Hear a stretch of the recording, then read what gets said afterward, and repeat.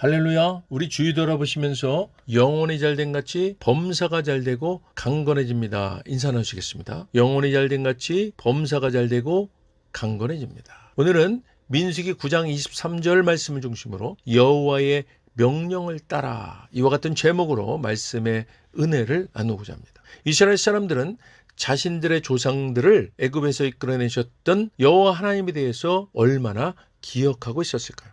또한 아브라함과 이삭과 야곱의 하나님이라고 말하면서 자신들의 조상의 하나님이셨듯이 동일하게 자신들의 하나님 아버지라고 말은 했지만 진정으로 하나님에 대해서 어느 정도의 이해가 있었을까요? 출애굽의 역사에 대한 사실성과 그 과정에서 얻은 교훈이 도대체 어느 정도였기에 자신들의 메시아일 뿐만 아니라 인류 전체의 메시아로 오신 예수님을 그들은 못 박아 처형한 것일까요? 이처럼 역사를 제대로 아는 일은 매우 중요하고도 심각한 일인 것입니다. 오늘은 역사를 주관하시는 하나님께서 우리가 역사의 교훈을 통해 택함받은 백성들이 다시는 이스라엘 사람들처럼 종려나무를 가지를 흔들며 격하게 환영하다가 자기들 뜻에 맞지 않는다는 이유로 반역하는 일을 되풀이하지 않을 것을 배우고 깨우치기를 바라시며 권면하십니다. 성경은 애굽 바로왕의 압제 밑에서 종살이하던 이스라엘 백성들을 하나님께서 모세를 보내서 이끌어내시고 그들을 약속하신 적과 꿀이 흐르는 가나안 땅으로 인도하시면서 그들을 먹이시고 보호하시고 인도하셨음을 말씀하고 있습니다. 출애굽한 이스라엘 백성들을 하나님은 낮에는 구름기둥으로 밤에는 불기둥으로 인도하셨습니다. 하나님의 인도하심은 매우 구체적이고 확실하셨습니다. 이스라엘 백성들은 이 인도하심에 순종했습니다. 민수기 9장 17절입니다. 구름이 성막에서 떠오르는 때에는 이스라엘 자손이 고통질하였고 구름이 머무는 곳에 이스라엘 자손이 진을 쳤으니 아멘.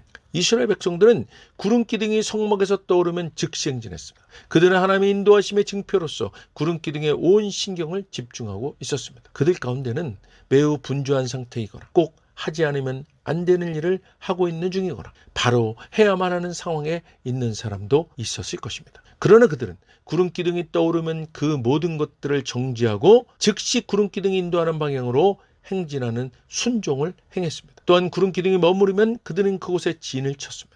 좀 더 나아가고 싶어도 좀 더 좋은 곳이 보여도 그들은 멈추었습니다. 그곳이 비록 척박하게 이를 데 없는 광야의 돌밭 한가운데일지라도 그들은 그곳에 멈춰서 그곳에 진을 쳤습니다. 민수기 9장 18절입니다. 이스라엘 자손이 여호와의 명령을 따라 행진하였고 여호와의 명령을 따라 진을 쳤으며 구름이 성막에 머무는 동안에는 그들이 진영에 머물렀고 아멘. 사랑하는 여러분, 출애굽한 이스라엘 백성들은 구름기둥을 보고 따라 행진하고 구름기둥이 머무르면 멈추고 진을 치고 진영에 머무르는 일을 반복했습니다. 하나님께서는 이것을 이스라엘 자손이 여호와의 명령을 따라 행했다고 하십니다. 당시 이스라엘 자손들은 여호와의 명령에 순종했습니다. 광야는 이들에게 낯설고 두렵고 부족함이 많은 곳이었을 것입니다. 그런데 이들에게 이 여정은 여호와 하나님이 함께 하시는 구름기둥의 인도함을 받는 은혜로 충만한 시간이었다고 봐야지 이런 삶을 아무 생각 없이 살아가는 무의미한 시간들이라고 말할 수 있을까요? 민수기 9장 19절입니다. 구름이 성막 위에 머무는 날이 오래일 때는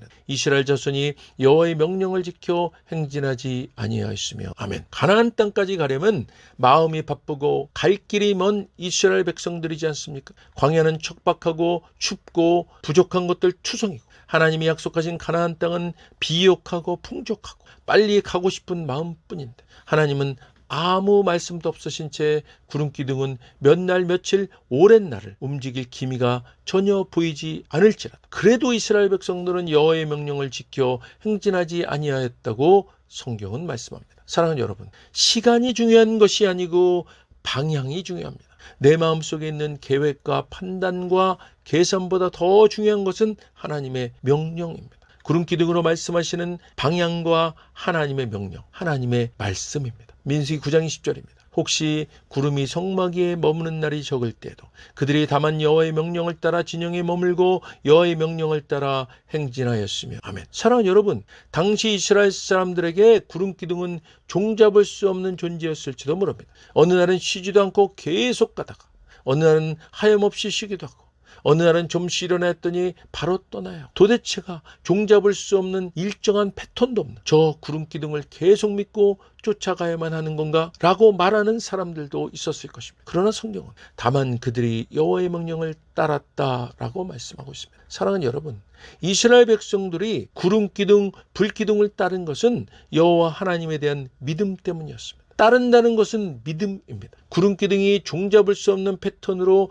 가다 서다를 반복했지만 그들은 그 구름기둥을 따랐습니다. 왜 그렇습니까? 믿음이 있었으니까. 구름기둥이 처음에 이스라엘 백성을 인도하면서 이끌어온 그 행적은 여호와의 명령이었음을 시간이 갈수록 확신하는 믿음으로 그들에게 다가온 것입니다. 민수기 9장 21절 22절입니다.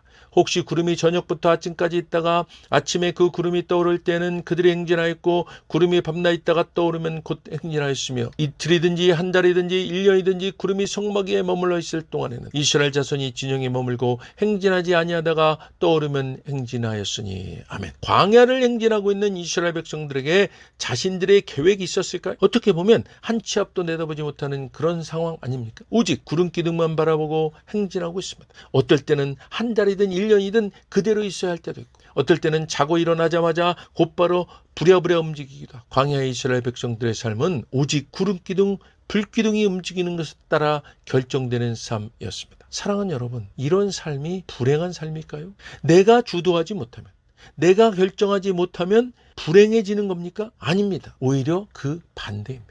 인류 최초의 사람인 아담과 하와도 자기들의 주도와 결정으로 불행이 시작되었습니다. 성경 역사는 오히려 내가 결정할 것을, 내가 주도하고자 하는 것을 내려놓고 구름기둥, 불기둥으로 인도하시는 주님께 인생 전체를 맡기고 가는 삶이 더 안전하고 더 평화롭고 더 풍요롭고 더 확실한 길로 가는 것임을 말씀하고 있습니다. 민수기 9장 23절입니다. 곧 그들이 여호와의 명령을 따라 진을 치며 여호와의 명령을 따라 행진하고 또 모세를 통하여 이르신 여호와의 명령을 따라 여호와의 직임을 지켰더라. 아멘. 사랑하는 여러분, 우리의 이 땅에서의 삶은 광야와 같은 인생길입니다. 마치 이스라엘 백성들이 출애굽하여 가나안을 향해 가는 여정과도 같은 것입니다. 저와 여러분은 믿음으로 구원받아 은혜 아래 하나님의 백성된 하나님의 자녀된 자들입니다. 우린 지금 주님이 예배해 놓으신 새하늘과 새 땅을 향해 행진하고 있는 자들입니다. 광야 가운데 행진하던 이스라엘 백성을 낮에는 구름기둥으로 밤에는 불기둥으로 인도하셨던 그 하나님이 우리 아버지십니다. 그러므로 하나님은 동일하게 광야와도 같은 우리 인생길을 출애굽 광야의 구름기둥, 불기둥처럼 인도하시는 분이십니다. 사랑하는 성도 여러분, 이와 같은 우리가 염려할 이유가 있습니까? 서두를 이유가 있습니까? 계획이 거창하게 되고 놀랍게 세밀하고 구체적일 이유가 있습니까? 은혜 아래 있는 삶이란 정확하게는 내가 하지 않는 것입니다. 내가 하지 않을 때 주님이 하시는 것입니다. 이것이 은혜의 본질입니다. 내가 하면 주님은 가만히 계실 것입니다.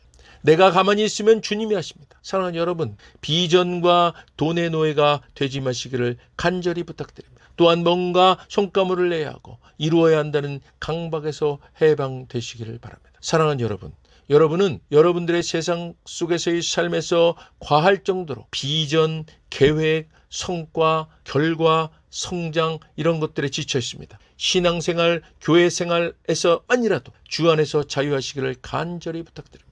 예수님께서 십자가에 지르신 그 은혜는 우리가 그 은혜 아래에서 풍성하게 누리는 것입니다. 누가 뭘 해서 주님을 더 기쁘게 해드리라고 했습니까? 주님이 가장 기뻐하시는 우리의 삶은 주 안에서 주님이 주신 그 은혜를 누리고 베풀고 나누는 것입니다. 내가 넘쳐야 베풀고 나누지 않겠습니까? 사랑하는 여러분, 주님이 가장 기뻐하시고 함께 하시며 그 안에서 누리기를 원하시는 것이 무엇일까요? 그것은 바로 주님을 예배하는 것입니다. 사랑하는 여러분, 주님께 예배드리는 일을 최우선으로 삼고 실제로 예배의 자리에 나오고자 기도하며 노력하고 매일 주님을 찬양하고 매일 매순간 내 안에 계신 성령님과 기도의 대화를 나누고 은혜로 충만해지는 것, 주님이 가장 기뻐하시고 원하시는 일입니다. 예배를 회복하고 참된 은혜를 회복하는 일, 이것이 주님께서 명령하시고 원하시고 기뻐하시는 여호와의 명령을 따라 순종하는 일인 것입니다. 할렐루야.